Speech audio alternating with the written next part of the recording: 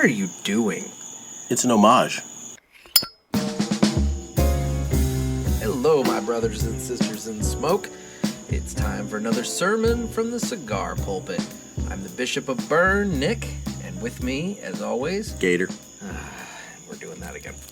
All right, so here we are with our next episode, and today Nick, I wasn't ready. Well, too bad. Oh, I guess we're not doing another take. Nah, it's going. Oh, It's okay. going. So anyway, Hi, folks. So today we are gonna go and smoke something a little outside of the norm. Hence the intro. Hence the intro. We're gonna be doing something a little outside of the norm for probably the average premium cigar smoker in the United States these days. We have purchased a pack of Toscano Classico. Now, Nick, why is this? I guess you'll get into it, but there are some reasons that we wanted to smoke this cigar. I will freely admit that I listened to the Cigar Authority, and they had an episode, Great podcast, a little while back, where they had Toscano on, and they were talking about it, and it intrigued me, and so it was kind of one of those ones that I wanted to go and find them and give it a try. And I'll admit, it was a little more difficult to track down in the St. Louis area than I thought it would be. Well, you would have thought that, except they sell it at the one store we frequent. Frequent all the time, I know, right? So with that being said, it is an Italian cigar. They come in packs of 5. They're individually wrapped in a pack of 5. The pack of 5 ran me right around like $16, which I guess seems to be the average price from what I was seeing online. But it is an Italian cigar. It's made from Italian Kentucky tobacco, grown in Tuscany. Interesting. So, hence the... You always have the fun fact. Hence the Toscano. Well, I like to look up what we're smoking so that I can give a little information about it. That's why you're the bishop. But now, see, here's the fun part about this. This cigar is fire cured. So what that means is that it's dry tobacco. I mean, this is very dry. I mean, I've already unwrapped mine. Should I do the ceremonial unwrapping now? Yeah, why don't you go ahead and Jeff, for some reason, enjoys making you all listen to the crinkling of the plastic as he's unwrapping it, but he felt as though he needed to... You can take that away from the microphone because now. This is how they come packaged. Yeah, but, I won't lie, it's kind of a pain to get out of that packaging. I thought it would be easier to, the cellophane open that plastic, but it's a little more difficult than... I mean, Jeff's like gnawing at it with his teeth now. And everything. Look at that action. But, oh, folks, here it comes. And I'll tell you, it's a fascinating cigar. So, it does taper on both ends. It's kind of a little fatter in the middle. But they're a little cigar. They're maybe at best... I mean, this is a small ring gauge. Maybe like 35, 36. Like a Lancero. I'd even go so far as to say it's even possibly smaller. I don't know. But it's a small cigar. Yeah. It's got a very dark wrapper, kind of oily looking, but this is, I don't even know how to describe it. It's rustic. This is a rustic looking now there's cigar. a reason that we did this cigar because of the movies that it's been featured in. Well, yeah. So this is the cigar. If you're familiar at all with the Italian westerns that Clint Eastwood starred in, Fistful of Dollars, Man with No Name, those sort of... Were those Italian westerns? Spaghetti westerns, Spaghetti you westerns, call them? Yeah, either way. But... is that politically correct in this day? I don't know. That's why I called them Italian westerns, you jerk. They do mention that in the recent movie Once Upon a Time in Hollywood. They call them spaghetti westerns. That's true. So if Quentin Tarantino can say it, I'm sure we can. I don't know if that's necessarily true. I don't think that's... No. But with that being said, they're very rustic looking. I mean, I would go so far as to describe this thing as just straight up gnarly looking. They smell charred. Well, that's the fire cure. So these are fire cured, and they have a very distinct, charred kind of... Almost like a campfire smoke smell to them. Well, and on the cold draw, I mean, actually, the immediate thing I get right away I'm getting charred tea berry gum. There's the tea berry gum again. But see, these cigars are fascinating. Here, why don't we go ahead and we don't need to cut these. However, with that being said, you can cut these if you want. One of the interesting facts about them is since they are fire cured and just kind of by their nature, they don't need humidification. You can take some of these. Hence why we had such a hard time finding them. Precisely. They weren't in the humidor. They weren't in the humidor. We're looking in the humidor. Literally on the wall behind We've the passed checkout them counter. 8 different times. Easily. Per trip at the Hill, and never ever noticed them until I actually asked, and they pointed them out to me, and I'm like, oh wait, there they are. So anyway, and you said they're actually a fan favorite with some of the old timers on the Hill. Okay, yeah, and see, and that's why it was hard for me to track down in St. Louis. Is apparently the Hill Cigar Company. Because the Hill, as we pointed out in the previous episode, is an Italian neighborhood.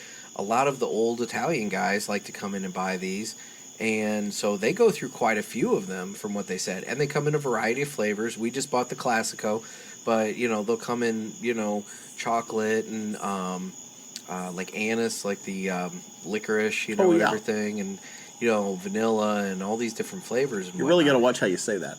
Yeah, it turns into a different flavor very quickly. But Nick went blue. You started it, but anyway, I always do. But they sell these quite a bit at the Hill just due to the demographics of the neighborhood. It's a fascinating cigar. You can cut one in half and share it with a friend, and unlike with a normal cigar that you cannot cut in half because the wrapper will just start to spiral out of control and come apart. These you can straight up just cut in half and split it with a buddy, and everybody's good. So we are going to light these cigars now and give these a try. I will warn, one thing that I read in all of my research is that they can be difficult to get lit and stay lit. So this is an interesting process. Right off the bat, it's an extraordinarily tight draw. And I feel like I'm smoking a stick. Not like the slang term for a cigar, but like go out in the yard and pick up a twig and I feel like I'm smoke getting ready to walk right into Deadwood for check out my gold claim. I know. This is a very interesting taste. I mean, I'm getting definite, not burn, but smoked kind of. You're definitely getting a very kind of a smokehouse. Yeah, smokehouse would be a good description of it. It's got a very hearty flavor to it. I'm not gonna lie, I've been really excited about trying this just for the novelty of it. Yeah, well, me too, and that's why I wanted to track these down and have one, because it's not a typical smoke by any means. For me, this is definitely a very interesting flavor right off the bat. I'm gonna have to work to keep this thing lit because I want to make sure that it doesn't go out. But now, for a pairing this evening, I have chosen to go Wild West here, and I've actually got tequila with lime that I'm going to be pairing up with my cigar. Nick, on the other hand, went the Italian route. And I have another glass of Di Serono, which referenced in the first episode. And the thing about it is Toscano has actually partnered with Di Serono, and they are kind of encouraging people to use the smoke and kind of like how we smoked the drink last episode. They're encouraging people to smoke the Di Serono with the Toscano smoke and get the flavors and everything like that. I'm getting a lot of spice out of the start, and even almost a little minty flavor, which I have no idea where that's coming from. The mint, I would almost go so far as to say that it is it's kind of some pepper mixed with man, you know what? I know I said that they have an anise flavor, but it almost tastes like slight like black licorice almost to this as well. Like a finish a little bit. Just a very light finish to it. But black licorice and whatnot, that would be, dipped in a campfire and give it to you, you know? I mean, it's like, that's the thing. I feel like I've got a campfire going in my mouth. This is something I feel like I should be smoking with a bunch of buddies out on a fishing trip or something like that. I want to chew on it. I don't know why, but I have this, like, innate, like, desire to just gnaw on the end of this, like a piece of jerky or something like that. You know? Interesting. I don't know why. I don't know if it's the size or just the fact that it's just so, like, I mean, I can't. You won't. I'm highly encouraging everybody to go out and try one of these, just for the sheer novelty of it. But I mean, I don't mind this at all. This is actually really nice. It really is. Have you ever chewed tobacco, Nick? I have not. I did once. Like, I bought a can pouch of chewing tobacco and put it between my cheek and gum. And I chewed away on that for probably 20 minutes and then vomited till I saw angels. It was the worst experience of my life. Nick is currently smoking his Di Serono. It just, I had a violent reaction to the chewing tobacco and never did it again. Interesting. My grandfather used to do chewing tobacco all the way up until he couldn't anymore, actually. My dad, which he would kick my butt if he heard this podcast, luckily he probably will not, but when he was in the Army, he used to chew tobacco. Very few people would know that about him. He never smoked, but he chewed tobacco. Yeah, no, my grandfather did, and I distinctly remember, I have this memory of my brother and I being over at his house, and we were always like, what is this bucket he keeps spitting in it? We looked in it, and it was the most foul thing I've ever seen in my life. Although I do love cigars, and I actually like to smoke a pipe occasionally. I know a lot of cigar smokers aren't pipe smokers and vice versa, but I've always Sorry, enjoyed I just that. inhaled a whole lot of smoke. You'll get that. Taking my drink. So. But it's one of those things where, yeah, I will never chew tobacco again. That was a horrific experience for me. Yeah. So far, I've had to ash once. That's the one thing. I do not trust the ash on this thing. It is a quick smoke. Well, you're burning through it pretty fast. See, I don't think so. I mean, it's deceptive. I think you think you're burning through it pretty quick, but I still have quite a bit of mine left. The thing is, I just don't trust the ash. I mean, it's so thin and everything that I feel like, you know, it's gonna fall in my lap in any minute. It is harsh when you inhale it. It is harsh when you inhale it. You know, like, I mean, this is not definitely not something I'd give a novice smoker. No, this is not a starter cigar. Not by any means. This is not for the, weak. Yes. Man, Jeff's dying over there. We're going to see what it does to the tequila. Boy, it does look pretty, though. I'll tell you, even in my wildest college drinking days, I could not do straight tequila. That's just the worst. You know what? It's much better with the smoke. I mean, I'm going to take your word on that. It's just like the Di Serono from episode 1. Took the bite out of it? It took the bite out of the tequila. Interesting. Yeah, very. I mean, I'm still not going to do it, but I'll take your word on that. I'll stick with my, flavored liqueur over here. Well, the Di Serono is always a good choice with cigars. It is indeed. No, I think the fruitiness of the Di Serono pairs up nicely with most anything you smoke. I'll tell you, this is a fascinating cigar. I don't know. It's a huge seller over in Italy. Over there, it's not even when in some cases you'll go into a store and they'll just say, you'll just, instead of saying, oh, I'd like to buy some cigars, you just say, Toscano. And a lot of times it's not even, I want Toscano. It's more, you say what type of Toscano you want, and they just grab whatever. I mean, it's that prevalent. That's why it was a little surprising to me, that it was a little more difficult to track down here in St. Louis. However, again, I feel so ignorant that I didn't think to check, the cigar place in the Italian neighborhood for them. That we frequent. That we frequent all the time. But, and then once he pointed out, I'm telling you, I've walked past that case. I mean, every time I've ever been there, I have walked. But we always past go that directly shelf. to the humidor. Well, precisely, and there are other fire cured, cigars. I mean, for example, Drew Estates I know makes, some fire cured cigars, and but they keep those in the humidor. So the fact that these were not in the humidor it threw me off. So I even bought a cutter from the case that's literally next to the case of Toscanos. Snake, it would have bit you.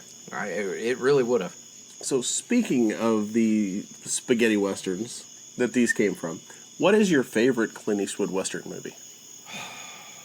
I'm gonna go with. It's not a spaghetti western. Okay. But I'm gonna have to say Unforgiven. Good choice. That was an amazing movie. Fistful of dollars, a few dollars more. I can appreciate them. They're good. I mean, I'll admit, a lot of people are actually going to not necessarily. I mean, some people might, but the younger generations probably aren't going to remember them from actually watching them as much as they'll remember them from that scene in Back to the Future. Yeah. Remember? Yeah. When he's got the iron plate underneath his sweater or his shawl or whatever it is. And did you really just call that a sweater or a shawl? Well, Poncho. I couldn't think of the word. Thank you. See, that's why this is not a one-man podcast, other than the fact that you'd all get really bored hearing my voice constantly. Oh, yeah, like I'm livening up the show. Banter is good. I'm telling you, man, there's no way I could do this on my own because my favorite spaghetti I would western. Get bored with listening to this. My favorite spaghetti western? Yes. Three Amigos. Not quite a spaghetti western. Look up here! And it's also not a Clint Eastwood movie. He doesn't make a cameo? I don't think so. I mean, if we're going to go favorite western, just in general favorite Why western, not? Tombstone, all the way. Really? Oh, dude, Tombstone is a fantastic movie. I will go so far as to say, Val Kilmer? that was Val Kilmer's best role. You're totally going to discount Top Gun. Oh, come on. Yes, I am going to discount Iceman. Wasn't he Batman? Yes, for one film. Mm-hmm. And it wasn't very good. But I'll tell you, his Doc Holliday, by far, the best role he's ever done. It was pretty impressive. Mm-hmm. I'll be your Huckleberry. I knew that was coming. I knew it. I was waiting for it. You know what my favorite Clint Eastwood movie is? What's that? Kelly's Heroes.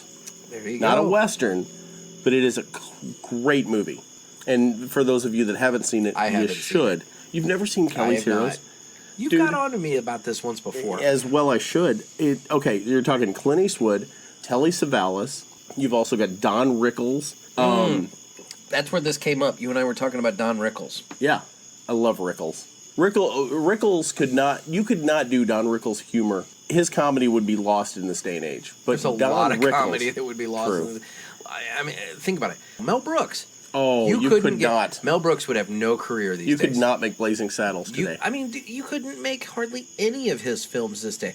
Possibly Spaceballs, but even then there are some parts in that I would argue would be shut down by the PC police. Mm-hmm. So Kelly's Heroes, it's basically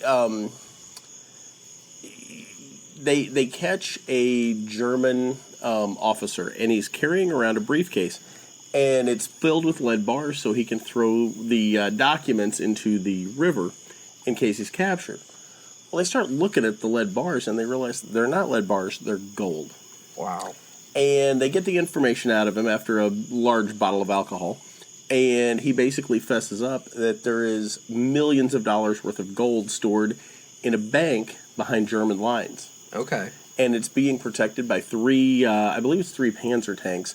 And basically, a whole supporting unit of troops. So Clint Eastwood's character, Kelly, gets a group together of, people from his unit. He brings in, again, Rickles, who's basically, the quartermaster and, in charge of all the supplies. And they end up getting, I can't think of his name. Kiefer Sutherland's dad. Donald Sutherland? Yeah, Donald Sutherland is in it, and he plays a tank commander. And it is a classic role. He's playing a hippie in the 40s. It is just phenomenal. So, you know who else is in it? Captain Stubing. And I can't think of his actual name right now. But Captain Stubing is the mechanic on the tank. Okay. His character's name is Moriarty. For the life of me, I cannot remember his actual name. Nick's going to Google that while we're talking. To the Googles. So, they end up leading a charge through German lines, get behind the lines, and eventually make their way to this town where they have to fight their way into the town. And they get it down to the point where there's one Panzer tank left in the center square. Oh, it's Gavin MacLeod. Thank you. He's also a preacher. Did you know that? I did not know that. So he was able to legally marry people in the Love Boat. Right. Well, he was a captain. He could do it anyway. Well, that's true, but But yeah, he's actually a minister. That was fictional, but the he's preacher actually a part's minister. real. There could be people that were married on the Love Boat that are actually married, and they don't even know it. Wow. Wouldn't that be something? Mm-hmm. Charo and whatnot. Charo. Charo's married to like 8 people for trips on the Love Boat. Oh my gosh. So they get to the town. They get it down to one tank. It pulled that right out of nowhere. They get down to one tank. And at this point, the tank commander realizes, that he's alone. So he just starts unleashing his cannon on the town. And they realize he's just going to devastate the town. So finally, they're talking, and it's Telly Savalas, and it's Donald Sutherland, and Rickles. And they're all sitting there talking. And they're talking about, what are we going to do? They were out of armor. All their tanks were broken. There's no way they can get rid of this tank. And finally, Rickles looks at him and says, make a deal. And they're like, what do you mean a deal? And he goes, a deal. Maybe the guy's a Republican. It's one of the greatest movie lines ever. And they end up walking up to the tank. Tank commander gets out. He doesn't know what he's guarding. They explain it to him. He spins the turnaround and blows the front of the bank open, and they all split the gold. Wow. Yeah, so I've just ruined the movie for everyone, but you should have seen it by now. It's really old. I was going to say, I don't think we need spoiler alerts on a movie from the 70s. Yeah, I was going to say, I think we're good. It's a great movie, though. I'll tell you. Okay, so I'm not quite halfway through this. And what's the cigar again? This is the Toscano Classico. This cigar has triggered all of my paranoia about setting my clothes on fire. So which Nick has done more than once. I have unfortunately ruined a sweater and a sweatshirt. What smoker hasn't at some point? Specifically because of little shards of hot wrapper, not the ash. Everybody's all like, "Oh, I got ash on me." Ash isn't going to burn you. It's the wrapper, the little flakes of wrapper.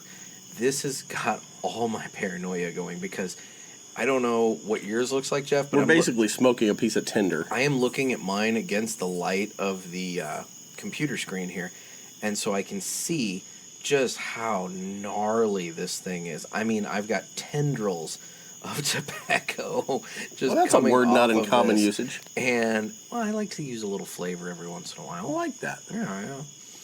And classing up the joint. This thing is I just feel like this is just going to fall on my shirt and just ignite me at any given moment. Well, I mean, he's wearing a DC Comics shirt, so is it really a loss? Come on now. Marvel. Anyway. I'm a Marvel nerd. Although I do like Harley Quinn, but for many other reasons. Oh my. I'm trying to ash this so that it'll not set you on fire. Get rid of those little twigs. Look at that. Can you see this? I can. Can you see how, I've got, this guy coming off? And yep. Here, let me hit my flashlight, because we are recording this at night outside, hence the night noises. Look at that. Dude, that's how it should be. Now look at mine. I was going to say, yours has a very clean burn line for a Toscano. Yours is just coming apart. Mine is just, I've got this shard of wrapper. I bet you smoked yours backwards. Nick took his out of the packaging early, so you wouldn't hear it being unraveled. I was trying to be polite. Then he forgot which end was which. Which I don't think it really matters with these. I don't see how it could. I don't see how it could either. I mean, but I have definitely got some splitting of my wrapper going here, and I'm paranoid. You know what else is a good movie? What's that? Well, not Once Upon a Time in Hollywood, because we just saw that and it sucks. We won't get into that. Yeah. I mean, you can't rewrite history when people are still alive. Oh. That are referenced in the movie. I have a problem with that, and I'm just saying. All right, now that we've sufficiently covered that. No, well, what's another movie that you really like? Me? Yeah, I've got a lot of movies I really like. Name one. Ghostbusters is a personal favorite of mine. The female cast? I preferred the '84 original. As do I. But I'm going to admit something here. Oh, okay. My daughter, I have a 9-year-old, and she loves the female version of Ghostbusters. Okay. Now, watching it in the theater, I was very disappointed in the movie. But now that I've watched it 8 or 9 times with her, because she loves to watch it over and over, it's really not that bad. It's not near as bad as it got panned.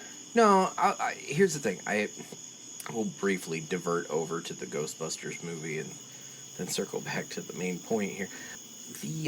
I had no problem with the female characters at all. I thought they were perfectly fine. I had no problem with them whatsoever. My problem with that movie was if you watch it, it's almost beat for beat a remake of the '84 original. And the thing about it is, if you're going to do this, if you're going to reboot and restart and everything like that, fine, but tell a different story. You know? I mean, it even got to the point that there's a giant, like, you know, ghost walking around New York that they have to fight. And I mean, you mean not unlike a giant marshmallow sailor? Precisely. But, you know, it just wasn't... It was... I mean, they had to stop him by what? Crossing the streams. I mean, it's just... It was the same movie, just redone with female actors and newer CGI. And newer CGI. And the thing about it is, I don't mind. I like those characters. Put them in an original story, and I would actually be entertained by that. But in terms of, you know, that movie, it was not a good movie. No. Right. Anyway. So Now, going real quick, just to divert one more time. Yeah. Going back to Tarantino, mm-hmm. I love Pulp Fiction. I've never seen it all the way through. Oh, you're missing out. I've seen the scene where they're talking about the Royale or whatever, what the name of the quarter pounder is. Everybody's seen that. It's the only scene I've seen. You are missing out. That is a fantastic movie. So anyway, back to good movies. Big Lebowski. Love the Big Lebowski. Absolutely. And who is the cowboy in that? Sam Elliott. Sam Elliott. That guy is just a classic Western figure. I would pay good money to have Sam Elliott just follow me around and narrate my day one day out of my life. Just like the Big Lebowski. Just like the Big Lebowski. If he could just follow me around and just stare off into space and be like, what Nick didn't know was that this day is going to be a big day for him. And just something like that. I would kill for that. If we ever get Sam Elliott to sit in on the podcast with us, we should smoke these cigars with Sam Elliott. Somehow, I don't think we're going to get Sam Elliott to sit in on the podcast. You got to set your sights high. So, okay, let's review and reflect here. So, Jeff wanted the Cigar Vixen to come on. I still do. Delicia, if you're listening, please reach out to us. We'd love to do a joint podcast. And now he's saying Sam Elliott. Are we just going to start throwing out like fantasy guests every We're going to episode? beg for guests until we get one. Beg for guests until one comes along. So now, again, you've already interviewed Oscar. I have. You have interviewed Oscar, and he was very, very engaging to talk to. The man loves his cigars and his product. He does. And how do you blame him? They're wonderful. As I would hope that any cigar company owner would. I mean, name a cigar company owner. They're going to promote their stuff, and I would, or at least I'd hope so. But it is refreshing sometimes to hear cigar company owners talk about other cigars that they enjoy outside of their brand. Because I would argue that these guys, you know, you don't want to only smoke your own stuff, because then you're not branching out and seeing what other people are maybe doing, because maybe somebody else is doing something the flavors, something really good that maybe, I'm not saying you want to rip off, but maybe it might give you an inspiration for something new. Although, you know, that's going to get significantly harder with the FDA regulations and everything in terms of bringing out something new. But I will say, since we're smoking this rustic cigar and we're mentioning Oscar, one of my favorite cigars by Oscar is the Leaf. Mm-hmm. And it's mainly, a lot of it, I'll be honest, is the packaging. They package it in a tobacco leaf. And I just think it is the coolest thing. And the cigars are great. Yeah, they are. We'll get to those one day. Oh, absolutely. I think we need to get to those one day. That one's on the short list. So I'm about halfway. This is a deceptively long smoke, Jeff. It really is. Because here's the thing. When you get this thing out, I mean, it's, I don't know, what would you say, 6 inches? Probably about that, yeah. Maybe about 6 inches, maybe 5.5, 6, somewhere five in and there. a half, 6 inches, somewhere in there. Banana for scale. Folks, I got a story to tell you. We're just gonna move on. No, we're not. Oh, we need to just move on. Nick didn't realize what banana for scale meant. So here's the thing. I've seen it on the internet. I've seen people, I've seen a lot of things on the internet. I've kept seeing it in comment sections, but I didn't realize. I just thought it was just a very odd unit of measurement that the internet had adopted. I didn't realize what it was in reference to, and it's dirty. Yeah, I didn't realize that it was in reference to and Nick male genitalia, being the sweet soul that he is. You know what? I've dropped that in conversations with you many times, and you never once said anything. Because I always thought you knew what it meant. No, I didn't until The problem is, it's when Nick dropped it in conversation. At my employee luncheon, I took all my employees out. Mind you, all of them are female, and we were. I was tagging along. Jeff was tagging along, and we were commemorating the last day for my office manager. Mind you, who's Pentecostal, and so something came up, and I don't even remember what, and I just threw out banana for scale, or did you use a banana for scale, or something like that. Watched his entire staff spit their food out. They popped up like meerkats and were staring at me and dying, and I'm just. And it was at that moment that it clicked with Nick what it meant. I think you could have seen the revelation hit my face. I watched it. Yeah, it immediately clicked, and that's when I just immediately started begging forgiveness and please don't sue me for sexual harassment. Because I had no clue. We all got a good laugh. I'm sure you did. I'm down to about a third of my stick. Are you really? I really am. How are you smoking this thing that fast? You're speaking more than I am, so I'm smoking faster than you are. Maybe, but I'm over here puffing on this thing pretty good, and You're also smoking it backwards, apparently. About halfway.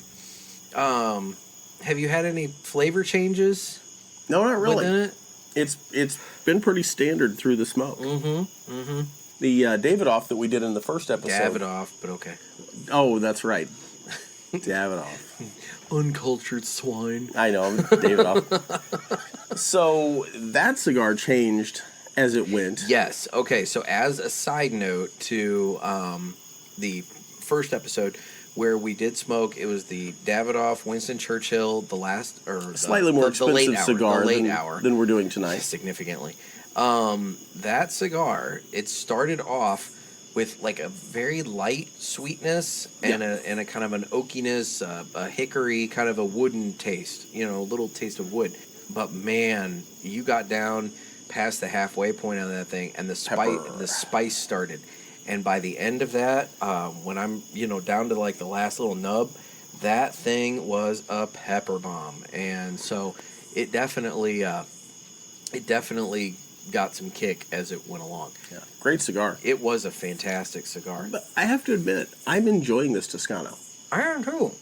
I fully plan on throwing some of these into the glove box. Yeah. That way, I've just got a smoke on me just in case. A nice utility smoke. Well, precisely, just in case you're somewhere and you need a smoke, and you just got a little time to kill. And by God, this is a great smoke. That Avengers Endgame, that was a good movie. Are we just going to sit and talk movies? Well, I mean, we're smoking this because of a movie. I thought it was kind of a theme. What am I hearing? It's our neighbor. Oh, okay. The neighbor's letting the dog out. So, yeah, just so you all get a clear picture of this, we are sitting out on Jeff's deck. He has a covered back deck. We're doing so that we can obviously smoke while we're recording. Because, our respective the folks that we share the homes with, in my case my wife and kid, and in Jeff's case his ex-wife and kid, they long story, folks. They tend to frown upon us smoking inside, so with good reason. Well, I understand, but with that being said, we are sitting outside, and so hence you're getting the night noise of the bugs and that sort of thing. It's a delightful evening here in Southern Illinois. It is. Well, the mosquitoes have gone away. Thank heavens. They were about to carry Nick off. I think they did lift me up at one point. They love your blood type. I'll tell you, people like going outside with me at night because the mosquitoes just come to me and flock to me and leave everybody else alone. Yeah, it's amazing. I've seen it happen. It destroys me. It's a shock I don't have Zika. Well, I mean, we don't know. I think you know. I think you find that out pretty quick. I don't know how long the gestation period is for the Zika. I know West Nile is pretty bad, and that will knock you on your butt pretty quick. They found a few cases of that in Illinois so far. They have. Hence the reason I'm a little nervous about the fact that All the flooding we had earlier this spring and summer. Probably got about 12 new bites just tonight. So, but I will say I'm enjoying this cigar. I did not think I would. I wanted to smoke it just for the nostalgia of it, the novelty, if you will. Yeah. No, I agree. This was a pure novelty purchase, something to do for the podcast, something to do that was outside of the norm. And no, I'm digging this thing. So what are our plans for podcast 3? One of the things we started in the first podcast is to try to let everybody know what the next cigar might be. So if they want to go out and purchase it before they listen to the next podcast, they can smoke along with us. It's true. So what are your plans on podcast 3? Well, Jeff, we have quite a few options available to us. I'm thinking, since you've brought up Oscar in the last 2 episodes, this one and then the last one, I think we might as well just go ahead and go straight for the Superfly. I think that's awesome. I have not had a Superfly yet. Well, I have, and so it won't be a new cigar for me, but it's a great smoke. I mean, you're in for a treat with that one. Now, you have had the Wild Hunter. I've had the Wild Hunter. Which was his other new one that came out. And the box we bought, I've had that. I can't remember the name of the cigar. It's with the artwork. Oh, Cicerone. Yeah. Great smoke. Yeah. But, no. And a little darker cigar than I usually go for, but I've enjoyed it. Well, the Superfly is probably, I'd say, the darkest or heaviest of all of Oscar's cigars. But even with that being said, it's definitely not as heavy and oppressive as you might think by looking at it. I mean, it's a dark cigar with a gorgeous like rich purple and kind of gold band and everything, and so it's a great cigar. But yeah, so that'll be fun. Good deal. Well, this has been enjoyable. I've enjoyed this smoke. Yeah. No, this has been a great smoke. I mean, it's been enjoyable. It's been different. I'll say that. I mean, this is not. I don't know if it's this is more of a backwoods smoke. I would classify it as. Yeah, I'm not going to say this is one that I'm going to sit around in a lounge and smoke. But it is a deceptively long smoke. You're correct about that. I'll tell you what, this would be a fantastic cigar to do. Okay. This is a lawn care cigar. This is when you're out cutting the grass or weed eating or something like that, and you just want to have a cigar when you're out doing the lawn work. A utility smoke, as I said earlier. I was going to say, you're right. It is a utility smoke. I could see you stocking up and having these for the van for when you're out doing your deliveries and whatnot. Oh, absolutely. Well, Nick, I appreciate the cigar, and it's been fun to do the podcast with you. It has indeed. So this has been another sermon from the Cigar Pulpit, this week featuring the Toscano Classico, and next week we will be doing the Superfly by Oscar. So with that being said, thank you very much for listening. The Bishop and Gator signing off. Signing off. Have a good night.